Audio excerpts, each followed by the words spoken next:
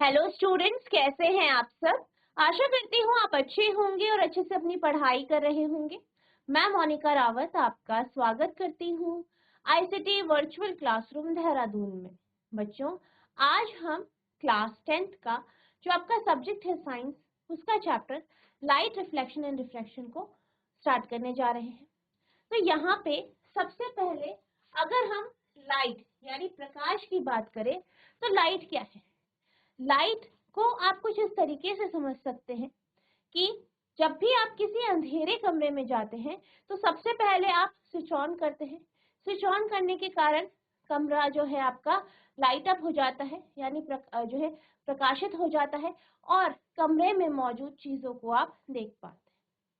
ठीक है, तो लाइट बेसिकली क्या करता है। लाइट एक प्रकार की एनर्जी है, ऊर्जा है, जिसके कारण हम चीजों को, वस्तुओं को देख पाते हैं। बेसिकली प्रकाश जो है वो हमें देखने की अनुभूति प्रदान करता है। अब चीजों को कैसे देखते हैं। अगर हम बात करें लाइट की, मान लीजिए ये कमरा है, यहाँ पे चीजें हैं, जैसे यहाँ पे मान लीजिए एक अलमारी है, ठीक है, टेबल है, बेड है।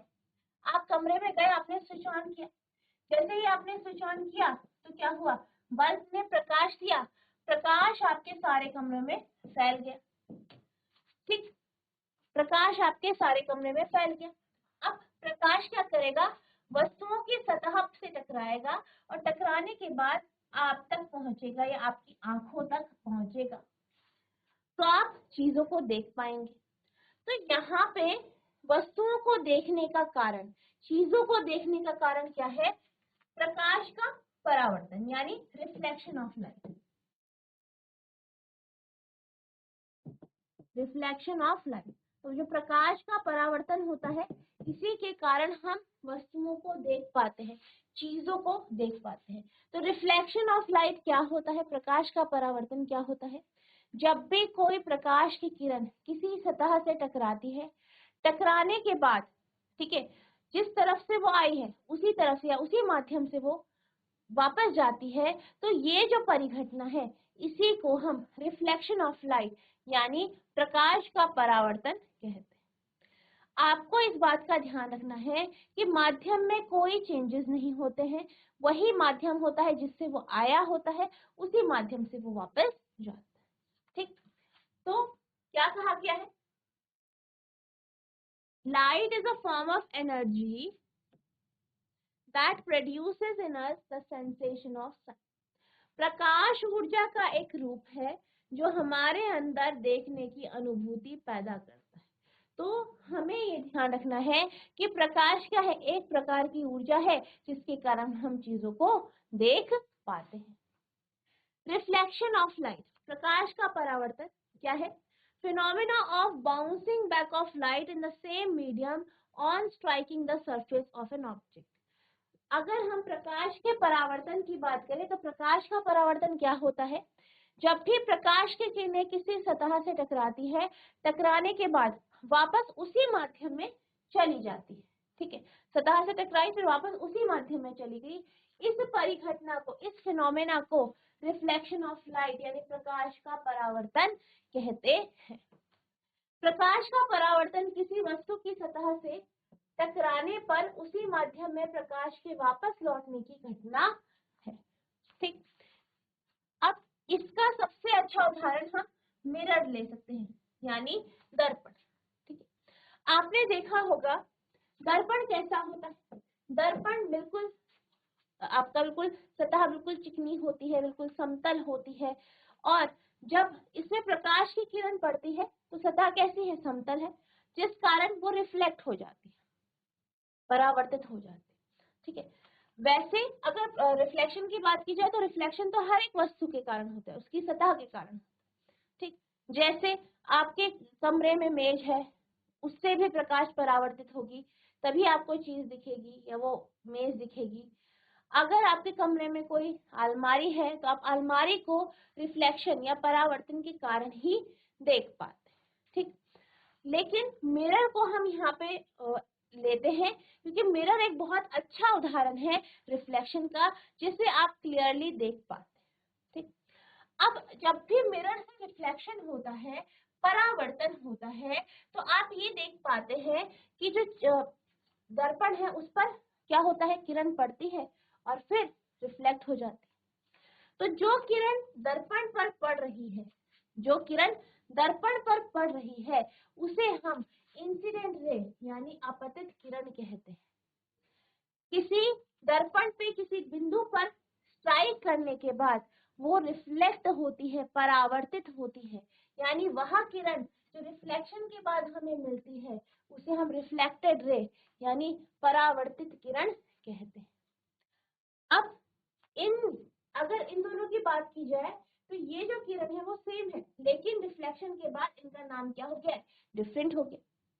अब अगर हम एक ऐसी लाइन ड्रॉ करें, ऐसी रेखा बनाए, ऐसी लाइन ड्रॉ करें जो कि दर्पण के क्या हो, लंबवत हो, जो कि दर्पण के लंबवत हो, ऐसी लाइन को हम नॉर्मल यानी अभिलंब कहते हैं। ठीक है, तो इंसिडेंट रे यानी अपतित किरण, रिफ्लेक्टेड रे यानी परावर्तित किरण, नॉर्मल यानी अभिलंब। अब हम एंगल्स की बात करते हैं, कोण की बात करते हैं। अगर हम एंगल ऑफ इंसिडेंस यानी अपतित जो अपतित किरण की बात करें और नॉर्मल यानी अभिलंब की बात करें, इसके बीच में जो एंगल बनता है उसे हम एंगल आई कहते हैं, यानी एंगल ऑफ इंसिडेंस या अपतन, क्या कहते हैं, अपतन। वही वह कोण या वो एंगल जो नॉर्मल और रिफ्लेक्टेड रे के बीच में बनता है, नॉर्मल यानी अभिलंब और रिफ्लेक्टेड रे यानी आपकी परावर्तित किरण के बीच में बनता है, इसको हम क्या कहते हैं, इसको हम परावर्तन कोण कहते हैं, और इसे आप आर से, एंगल आर से रिप्रेजेंट करते हैं। ठीक है, तो आपको ध्यान रखना है कि यहाँ पे जो आपका किरण दर्पण पे पड़ रही है उसे आप अपतित किरण कहते हैं। दर्पण पे स्ट्राइक होने के बाद जो हमें मिलती है वो परावर्तित किरण है। नॉर्मल या अभिलंब जो है वो सतह के लंबवत होता है। इंसिडेंट रे और नॉर्मल यानी अपतित किरण और अभिलंब के बीच का जो कोण है वो एंगल ऑफ इंसिडेंस यानी अपतन कोण कहलाता है, और रिफ्लेक्टेड रे और नॉर्मल के बीच का जो एंगल है एंगल ऑफ रिफ्लेक्शन या परावर्तन कोण कहलाता है। ठीक है, तो ये आपका बेसिक कॉन्सेप्ट है मिरर रिफ्लेक्शन का, आपको ये पता होना चाहिए। ठीक है, नोट करेंगे इसे। अब हम बात करते हैं परावर्तन के प्रकार यानी टाइप्स ऑफ रिफ्लेक्शन की। तो रिफ्लेक्शन के हमारे पास यहाँ पे दो प्रकार है, एक है आपका स्पेकुलर रिफ्लेक्शन या जिसे आप रेगुलर रिफ्लेक्शन कहते हैं, दूसरा है डिफ्यूज रिफ्लेक्शन या विस्तृत परावर्तन या अनइवन रिफ्लेक्शन। अब यहाँ पे होता क्या है, जैसे कि हम जानते हैं रिफ्लेक्शन हर एक वस्तु से होता है, तो कुछ वस्तुएं ऐसी होती है जिनकी सतह बिल्कुल समतल होती है, सपाट होती है, और कुछ वस्तुएं ऐसी होती है जिसकी सतह खुरदुरी होती है। जैसे दर्पण की सतह बिल्कुल समतल होती है। तो दर्पण के केस में क्या होता है, जब भी प्रकाश की किरण उस पर पड़ती है तो उसकी दिशा बदलती नहीं। यानी आपको एक बात पता है कि जब भी किसी बहुत दूर से प्रकाश की किरण आ रही है तो हम उन किरणों को पैरेलल रेज या समानांतर किरणों के तौर पे लेते हैं। ठीक, अब क्या होता है, ये समानांतर किरणें जब सतह से टकराती है, टकराने के बाद ये रिफ्लेक्ट होती है, परावर्तित होती है, तो टकराई, रिफ्लेक्ट हो गई। ठीक, रिफ्लेक्शन के बाद भी ये क्या रहती है, आपस में समानांतर रहती है। तो ऐसे रिफ्लेक्शन को हम जो है स्पेकुलर रिफ्लेक्शन या रेगुलर रिफ्लेक्शन कहते हैं। तो क्या ध्यान रखना है, सतह समतल रहती है, जैसे किरणें पड़ेंगी, समानांतर किरणें पड़ रही हैं तो रिफ्लेक्शन के बाद भी आपके पास समानांतर किरणें होती। अगर हम डिफ्यूज रिफ्लेक्शन की बात करें, विस्तृत परावर्तन की बात करें, तो ये ऐसी सतह से होता है जिसकी सतह या ऐसी वस्तु से होता है जिसकी सतह खुरदुरी होती है, यानी एकदम सीधी नहीं होती, उबड़ खाबड़ होती है। तो क्या होता है, किरणें इस पे पड़ती पड़ती है, समानांतर किरणें इस पे पड़ने के बाद रिफ्लेक्ट होती है, तो रिफ्लेक्ट होके वो इधर उधर बिखर जाती है। ठीक, तो आपको ध्यान रखना है डिफ्यूज रिफ्लेक्शन के केस में जो सतह होगी वो खुरदुरी होगी, अनइवन होगी, और रिफ्लेक्शन के बाद आपकी जो किरणें हैं वो इधर उधर बिखर जाए। ठीक है, the reflection of light can be रफली characterize into two types of reflection, यानी प्रकाश का परावर्तन दो प्रकार का होता है। पहला है स्पेक्युलर रिफ्लेक्शन। ठीक है, स्पेक्युलर रिफ्लेक्शन या जिसे आप रेगुलर रिफ्लेक्शन कहते हैं, is defined as the light reflected from a smooth surface at a definite angle। तो यहाँ पे इसका मतलब क्या है, इसमें प्रकाश का परावर्तन होता है पर एक डेफिनेट एंगल पे प्रकाश का क्या होता है, परावर्तन होता है। And diffuse reflection which is produced by rough surfaces that tend to reflect light in all direction। और अगर हम डिफ्यूज रिफ्लेक्शन या विस्तृत परावर्तन की बात करें तो ये रफ या खुरदुरी सतह के कारण होता है, और इसमें क्या होता है, जो आपकी रिफ्लेक्टेड लाइट है वो इधर उधर बिखरती है, यानी एक ही दिशा में नहीं होती। जिस दिशा में वो आ रही है उसी दिशा में सारी की सारी किरण नहीं जाती है, बल्कि बिखर जाती है। प्रकाश के परावर्तन दो प्रकार के परावर्तन में वर्गीकृत किया जा सकता है। स्पेक्युलर रिफ्लेक्शन को एक निश्चित कोण पर एक चिकनी सतह पर परावर्तित प्रकाश के रूप में परिभाषित किया जाता है। विस्तृत परावर्तन प्रतिबिंब जो किसी न किसी सतह पर उत्पन्न होती है तो सभी दिशाओं में प्रकाश को प्रतिबिंबित करता है। ठीक है, तो ये आपका डिफ्यूज रिफ्लेक्शन और स्पेक्युलर रिफ्लेक्शन का कॉन्सेप्ट है। आप इसकी डेफिनेशन लिखेंगे, साथ में आप डायग्राम ड्रॉ करेंगे, नोट करेंगे।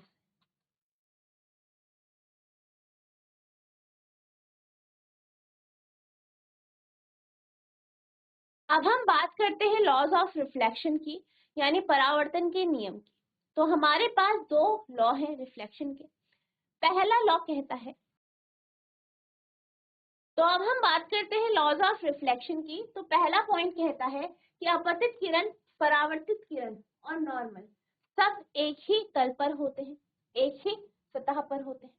दूसरा नियम कहता है कि एंगल आर, यानी परावर्तित कोण और जो है परावर्तन कोण और अपतन कोण दोनों आपस में बराबर होते हैं। ठीक है, तो क्या है, the two laws of reflection are, यानी परावर्तन के दो नियम निम्नलिखित हैं। पहला है the incident ray, the reflected ray and normal at the point of incidence all lie in the same plane. क्या कहा गया है कि अपतित किरण, परावर्तित किरण और अभिलंब अपतन बिंदु पर सभी एक ही तल में होते हैं। दूसरा है the angle of reflection is always equal to angle of incidence, यानी एंगल आर बराबर एंगल आर, यानी परावर्तन कोण हमेशा अपतन कोण के बराबर होता है, यानी आर बराबर आई। ठीक है, तो ये आपके दो इंपॉर्टेंट लॉज है। क्वेश्चन आपका पूछा जाता है, बहुत इंपॉर्टेंट है ये, आपको इसको अच्छे से लर्न करना है, नोट करेंगे इसे।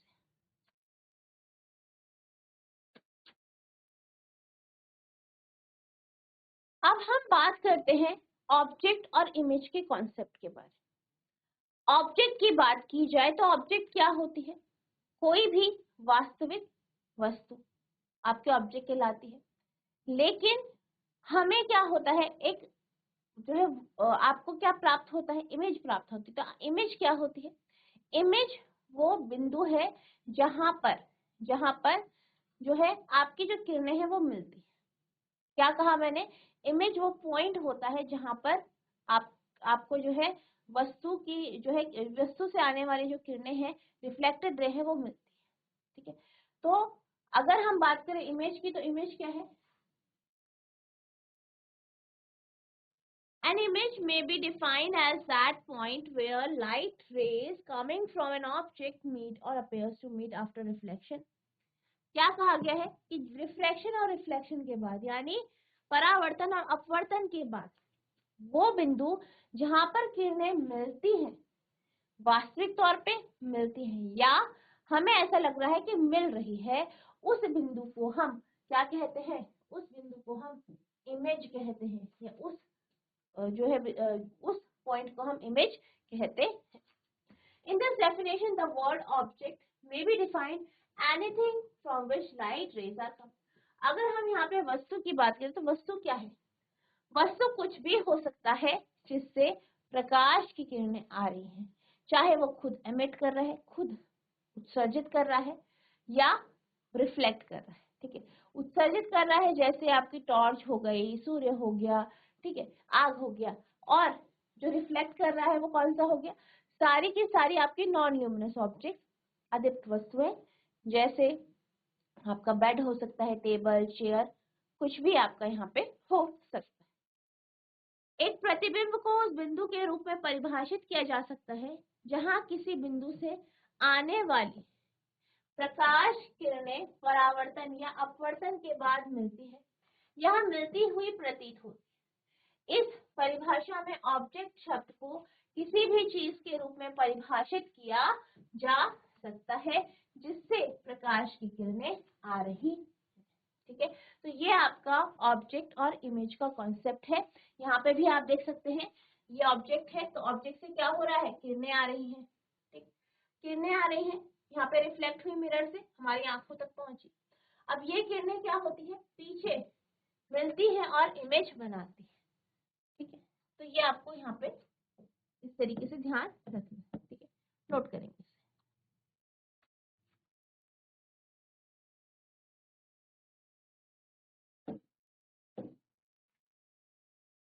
वर्चुअल एंड रियल ऑब्जेक्ट, आभासी तथा वास्तविक प्रतिबिंब के बारे में अब हम समझें।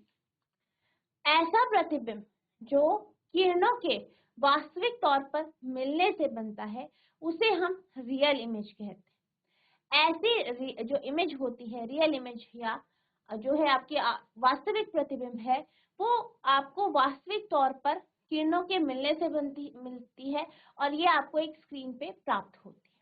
तो आपको ध्यान रखना है, वास्तविक तौर पर किरणों के मिलने से जो प्रतिबिंब बनता है वह आपकी रियल इमेज यानी वास्तविक प्रतिबिंब होता है, और इस प्रकार का प्रतिबिंब आपको स्क्रीन पे प्राप्त होता है। इस प्रकार का प्रतिबिंब इन्वर्टेड भी होता है, उल्टा होता है। ठीक है, तो ये भी आपको ध्यान रखना है। ठीक, वास्तविक प्रतिबिंब, real image. Real image can be seen on screen, यानी रियल इमेज हमें स्क्रीन पे प्राप्त होता है। ठीक, कहाँ पे प्राप्त होता है? स्क्रीन पे या पर्दे पे प्राप्त होता है। इट इज ऑलवेज इन्वर्टेड, ये हमेशा उल्टा होता है। It is formed when ray of light after reflection और refraction meet at some point. ये तब बनता है जब प्रकाश की किरणें परावर्तन या अपवर्तन के बाद किसी बिंदु पर मिलती है। It is form due to actual intersection of light.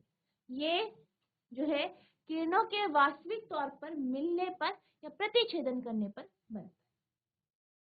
वास्तविक प्रतिबिंब को स्क्रीन पर देखा जा सकता है, यह हमेशा उल्टा होता है।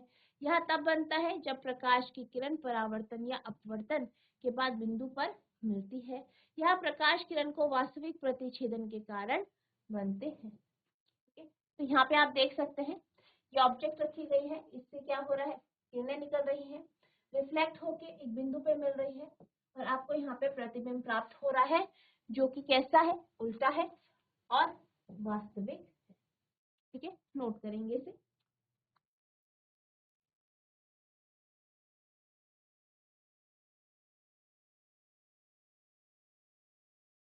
अब हम बात करते हैं वर्चुअल इमेज यानी आभासी प्रतिबिंब की। तो आभासी प्रतिबिंब जो होता है वो आपको स्क्रीन पर प्राप्त नहीं होता। ठीक है, यानी ये आपको किसी भी प्रकार के पर्दे पर आपको नहीं मिलेगा, इसके लिए आपको किसी पर्दे की आवश्यकता नहीं होती है। इस केस में या आभासी प्रतिबिंब के केस में जो किरणें हैं वो वास्तविक रूप पर एक दूसरे को प्रतिच्छेदन नहीं करती या एक दूसरे से मिलती नहीं है, बल्कि ऐसा लगता है कि वो मिल रही।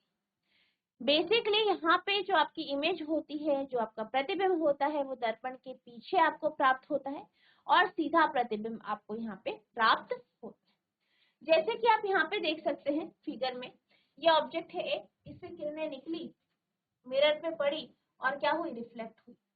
अब यहाँ इसे पीछे एक्सटेंड किया गया और ये पीछे मिली, तो आपको क्या मिला? Virtual image. तो आप देख सकते हैं कि किरणें यहाँ पे वास्तविक तौर पर नहीं मिल रही है, पर हमें ऐसा लग रहा है कि ये मिल रही है। ठीक है, तब हमें वर्चुअल इमेज प्राप्त हो। Virtual image can not be formed on screen, यानी जो वर्चुअल इमेज है वो कभी भी स्क्रीन पर प्राप्त नहीं होती है। आभासी प्रतिबिंब कभी भी आपको पर्दे पर प्राप्त नहीं होता है। इट ऑलवेज इरेक्ट, यानी ये हमेशा सीधा होता है। It is formed when ray of light appears to meet at a point. ये तब बनता है जब प्रकाश की किरण किसी बिंदु पर मिलती है या मिलती हुई प्रतीत होती है। It is formed due to imaginary intersection of light. ये कब बनता है? जब किरणों के बीच में आभासी रूप में इंटरसेक्शन या प्रतिच्छेदन होता है। आभासी प्रतिबिंब पर्दे पर नहीं बन सकते, ये हमेशा सीधा रहता है। यह तब बनता है जब प्रकाश की किरणें एक बिंदु पर मिलती हुई प्रतीत होती है। यह प्रकाश किरणों को काल्पनिक प्रतिच्छेदन के कारण बनता है। ठीक है, तो ये इसके पॉइंट्स हो गए, आप इसे नोट करेंगे।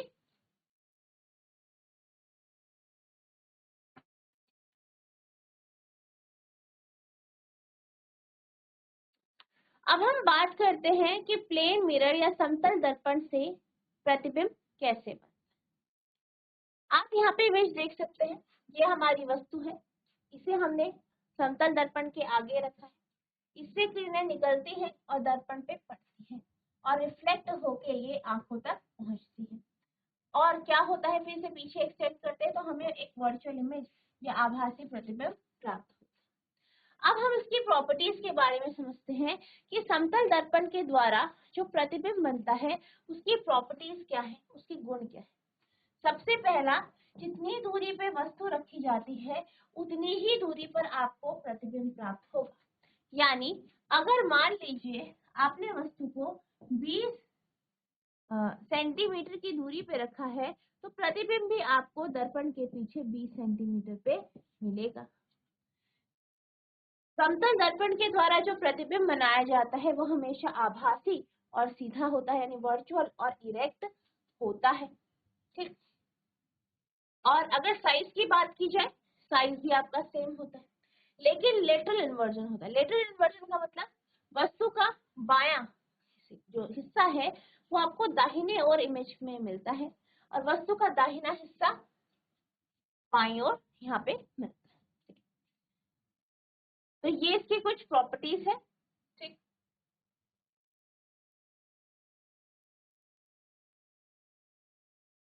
इन a plane mirror the image of a real object is always, यानी समतल दर्पण की बात की जाए तो समतल दर्पण में जो इमेज हमें बनती है किसी भी रियल ऑब्जेक्ट की वो कैसी होती है? पहला है वर्चुअल यानी आभासी, दूसरा है इरेक्ट यानी सीधा, of same size as the object यानी उसी साइज का जितना वस्तु है, as far behind the mirror as object in front of mirror, यानी दर्पण के पीछे उतनी ही दूरी पर बनता है जितनी दर्पण के आगे दूरी पर वस्तु रखी हो। लेटरली इन्वर्टेड, ठीक है, यानी पार्श्व रूप में उल्टा। समतल दर्पण में वास्तविक वस्तु का प्रतिबिंब सदैव होता है आभासी, सीधा वस्तु के समान आकार का, दर्पण के पीछे उतनी ही दूरी पर जितनी दूर वस्तु दर्पण के सामने रखी है, पार्श्व रूप से उल्टा। ठीक है, तो ये इसके जो है गुण है, प्रॉपर्टीज। ठीक है, नोट करेंगे।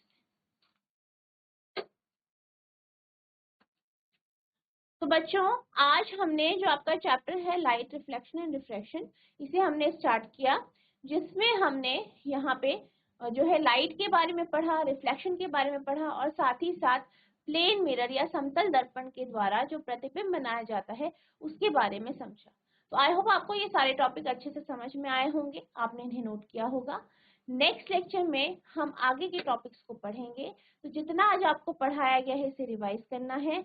अगर आपको कोई भी डाउट होगा तो नेक्स्ट लेक्चर में आप पूछ सकते हैं। तो बच्चों आज के लिए बस इतना ही, मिलते हैं हम नेक्स्ट सेशन में, तब तक के लिए thank you and have a nice day.